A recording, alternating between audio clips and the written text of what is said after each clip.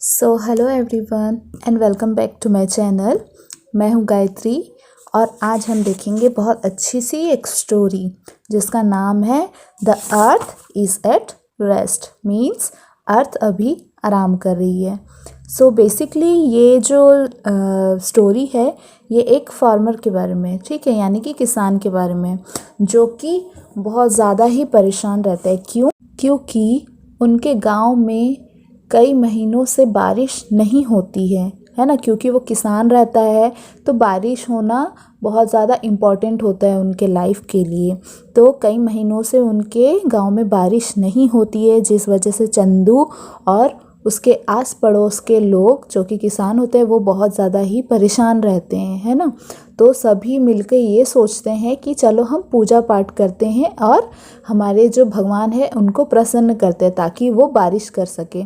लेकिन चंदू उन्हें मना कर देता है और कहता है कि नहीं, मैं जो वेदर डिपार्टमेंट रहता है वहाँ जाऊँगा और ऑफिसर से पूछूँगा कि क्या प्रॉब्लम है। तो जैसे वो वहाँ ऑफिस में जाता है तो उसे पता चलता है कि सही में बारिश होने की कोई भी चांसेस अभी नहीं है। तो ये सुन के वो बहुत ज़्यादा उदास हो जाता है और वापस अपने गांव की तरफ चलते जाता है। तो चलते चलते उसे बहुत ज़्यादा थकान महसूस होती है, वो बहुत ज़्यादा प्यासा हो जाता है और क्योंकि बारिश नहीं होती है इस वजह से सड़क पूरी सूखी हो जाती है, सूखी पड़ जाती है और बहुत ज़्यादा धूल उड़ने लगती है, जिसकी वजह से उस किसान को, उसका नाम चंदू रहता है ना, तो उसे बहुत ज़्यादा परेशानी होती है। तो उसे सड़क के किनारे एक बहुत बड़ी एक ट्री दिखाई देती है। तो वो सोचता है चलो उसके नीचे थोड़ी देर आराम कर लिया जाए। तो जैसे वो वहाँ बैठता है तो उसे वहाँ एक वृद्ध महिला दिखती है ना। तो उन दोनों के बीच कुछ बातचीत होती है। तो चलिए देखते हैं हम क्या बात होती है। तो जैसे ही चंदू जाके पेड़ के नीचे बैठता है तो जो वृद्ध महिला रहती है वो चंदू को देख के बहुत अच्छी सी स्माइल देती है। तो चंदू बोले स्माइल करने लायक कोई भी चीज़ नहीं है क्योंकि बारिश नहीं हो रही है और अगर बारिश नहीं होगी तो हमारी मुस्कान भी हमसे छिन जाएगी। तो अम्मा उसे कहती है कि हाँ बेटा तुम सही बोल रहे हो। तो उनके बीच में थोड़ी बहुत बातचीत होती है और चंदू अम्मा को अपनी सारी परेशानियाँ, मुश्किलें बताते रहता है। तो अम्मा भी उसे बोलती है कि तुमने बहुत ज़्यादा हार्ड वर्क किया है। तो चंदू बोलते हैं मैंने बहुत ज़्यादा हार्ड वर्क नहीं किया है, जो बाकी किसान करते हैं मैं भी वही करता हूँ। लेकिन ऐसा क्यों हो रहा है, मैंने इतने सालों में ऐसा कभी नहीं देखा, लेकिन इस साल मैं बहुत ज़्यादा परेशान हो गया हूँ। तो अम्मा उसे समझा कर कहती है कि हाँ बेटा मैं वही तो कह रही हूँ, क्योंकि तुम बहुत ज़्यादा काम कर चुके हो। जैसे तुम काम करते हो वैसे ही ये धरती भी काम करती है। ये जो धरती है, ये जो मिट्टी है, ये भी कई महीनों, कई सालों, इवन कई हज़ारों सालों से काम करती आ रही है ना, क्योंकि ये भी थक जाती है। तो जैसे तुम काम करते हो और उसके बाद थक जाते हो, है ना, उसके बाद आराम करते हो, वैसे ही ये जो ज़मीन है इसको भी आराम करने की ज़रूरत रहती है। कैसे बताओ? क्योंकि देखो जब तुम खेतों में जब बारिश नहीं होती है ना, तो तुम मजबूरी में अब कुछ काम नहीं कर पाते हो।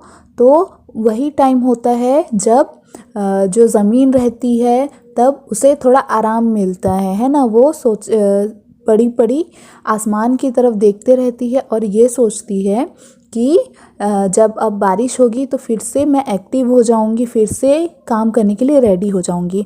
तो ऐसा ही होता है, जब बारिश होती है तो ज़मीन फिर से एक्टिव हो जाती है, तुम्हारे काम करने के लिए तैयार हो जाती है। तो ये सारी बातें सुन के चंदू बहुत थोड़ा सा कंफ्यूज हो जाता है और वो बोलते रहता है कि क्या ज़मीन भी आराम करती है? मैं समझा नहीं आप क्या कह रहे हैं।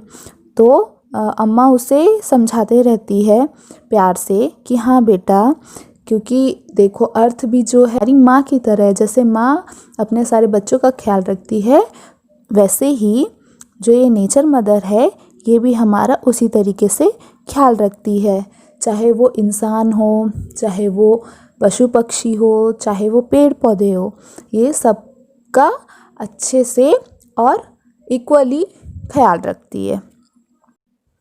और ये कहते हुए अम्मा खड़ी होती है और जाते रहती है और चंदू को ये बोलती है तो तुम चिंता मत करो, उठो और अपने घर जाओ। तो चंदू भी धीरे धीरे उठता है और अपने घर की तरफ बढ़ते रहता है। उनकी बातों में लगभग शाम हो जाती है। जैसे ही चंदू अपने घर की तरफ बढ़ते रहता है तो वो सारी बातें सोचते रहता है जो अम्मा ने उसे समझाई थी। अर्थ के बारे में, रेस्ट के बारे में, नेचर मदर के बारे में सभी बातें वो सोचते हुए घर जाते रहता है। तभी एक ठंडा हवा का झोंका उसे छूता है और चंदू कहता है, अरे ये क्या था।